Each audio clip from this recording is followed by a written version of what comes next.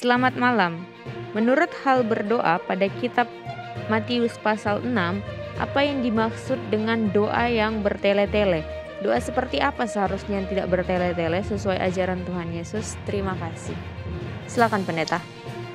Ya, terima kasih untuk pertanyaannya. Kebetulan kemarin dulu saya dan istri kami berdua berbicara tentang apa artinya doa bertele-tele. Istri saya tanya, kalau ada satu pokok doa yang saya doakan pagi ini, kemudian siangnya saya doakan juga, malamnya saya doakan lagi, besoknya saya doakan lagi, saya doakan selalu, apakah itu bertele-tele? Ya, kita bahas bersama, lalu kemudian kita melihat lagi ayat yang dituliskan di dalam Matius pasal yang ke-6, dan ini adalah ayat yang ke-7 yang ada kata bertele-tele. Kita buka Matius pasal yang ke-6, ayat yang ke-7. Ayat yang ke-7, lagi pula dalam doamu itu janganlah kamu bertele-tele seperti kebiasaan orang yang tidak mengenal Allah. Mereka menyangka bahwa karena banyaknya kata-kata, doanya akan dikabulkan. Nah, itu demikian kata Yesus di dalam Matius 6 ayat yang ke-7. Perhatikan, Tuhan Yesus katakan dalam doamu itu, artinya dalam doa, dalam satu kali berdoa itu, dalam satu doa yang kita lakukan. Misalnya kita berdoa pada pagi hari, atau berdoa dengan keluarga, atau berdoa di acara ibadah contohnya, dikatakan janganlah kamu bertele-tele. Konsep bertele-tele ini apa? Bertele-tele ini artinya menggunakan satu kata yang berulang-ulang. Ini mempunyai suatu konsep yang lebih dalam dari sekedar apa yang keluar dengan melalui perkataan kita dalam suatu doa. Petunjuknya di sini untuk mengetahui apa itu bertele-tele, artinya petunjuknya adalah dalam bahagian yang kedua Matius 6 ayat yang ke-7 dikatakan, bagian yang pertama dikatakan, janganlah kamu bertele-tele seperti kebiasaan orang yang tidak mengenal Allah. Jadi Tuhan Yesus sedang membandingkan umat yang mengenal Allah dengan yang tidak mengenal Allah. Dan konsep ini dia tekankan beberapa kali di dalam khotbah di atas bukit atau pengajarannya di atas bukit. Matius 6 ini masih bahagian dari khotbah Yesus di atas bukit yang dimulai dari pasal 5, 6, dan kemudian pasal yang ke-7.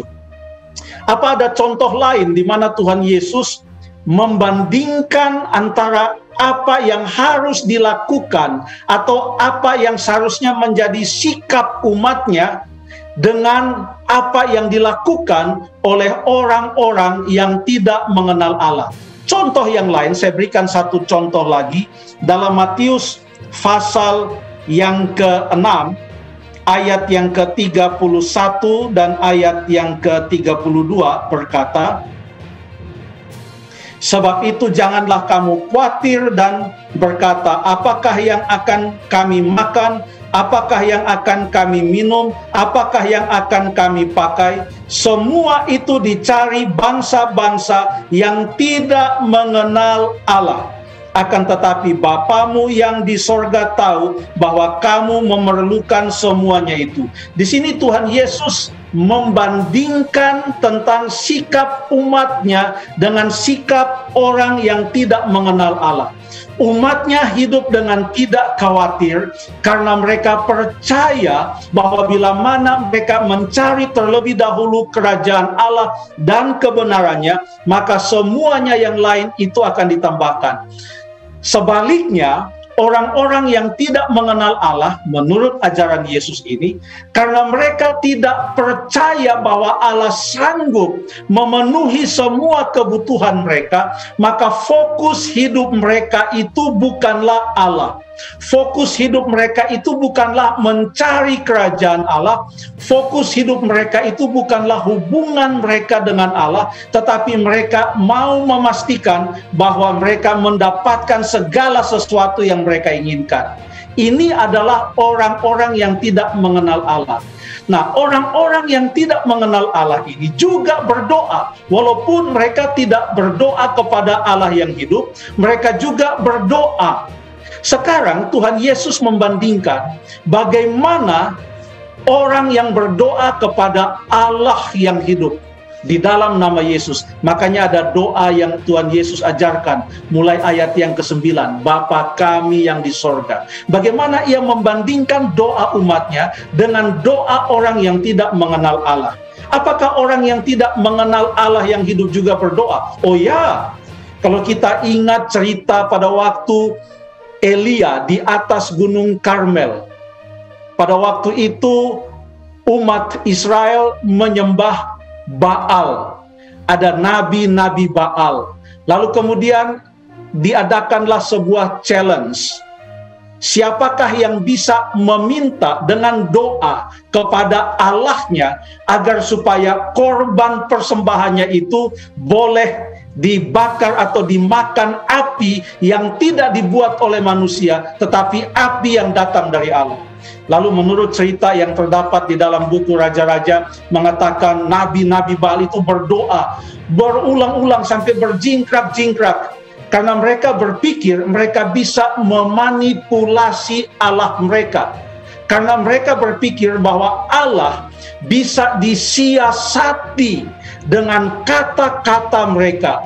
Kalau susunan kalimatnya salah, maka nanti Allah salah menjawabnya. Mereka pikir Allah itu tidak bijaksana. Mereka pikir Allah itu hanya bisa mengerti kalimat yang disusun dengan rapih. Mereka pikir Allah itu tidak akan tergugah kalau kata yang satu itu tidak diulang-ulang dan diulang-ulang terus-menerus. Mereka pikir bahwa Allah itu adalah Allah yang perlu untuk dibujuk, diyakinkan, disogok, lalu kemudian diteriaki, disiasati dengan kata-kata dan lain sebagainya. Tapi beda dengan doa yang diucapkan oleh Elia. Doanya sangat singkat. Sementara orang-orang itu berdoa seharian sampai siang bahkan sore. Begitu tiba Elia berdoa, ia berdoa dengan singkat, tidak bertele-tele, tetapi Allah mengetahuinya.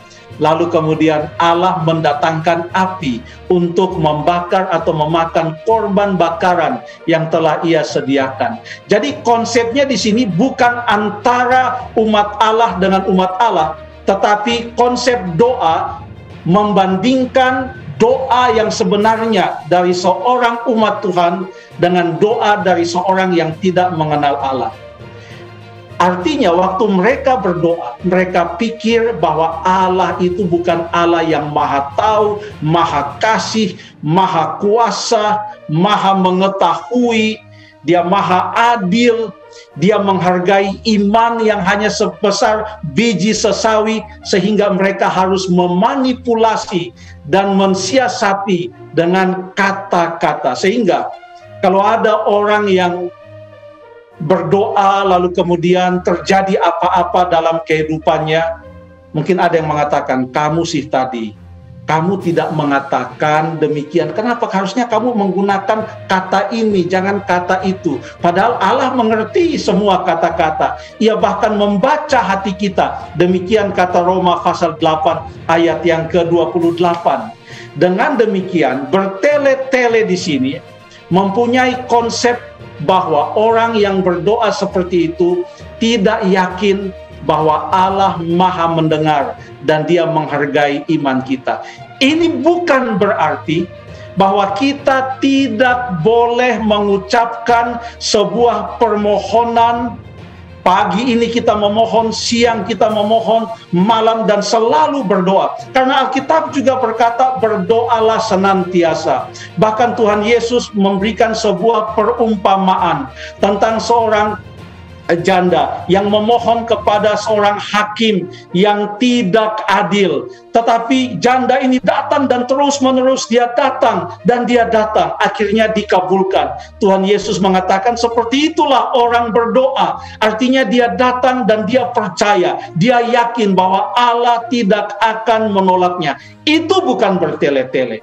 Yang bertele-tele artinya kita datang dengan satu konsep, bahwa kalau bukan kata-kata saya yang saya atur sedemikian rupa dan saya ulang-ulangi, Allah tidak akan mendengarkan. Bukan itu konsep doa. Bahkan waktu kita hening sejenak dan kita hanya mau berkomunikasi dengan tenang tanpa mengucapkan sepatah kata pun kepada Allah, Ia membaca hati kita. Lagi pula, doa itu bukanlah sebuah peristiwa. Doa itu adalah kehidupan kita setiap hari, dan kita selalu mempunyai hubungan dengan Tuhan. Dan kita boleh tunjukkan itu juga dengan berdoa, entah itu sendiri atau dengan keluarga ataupun di dalam jemaat. Terima kasih.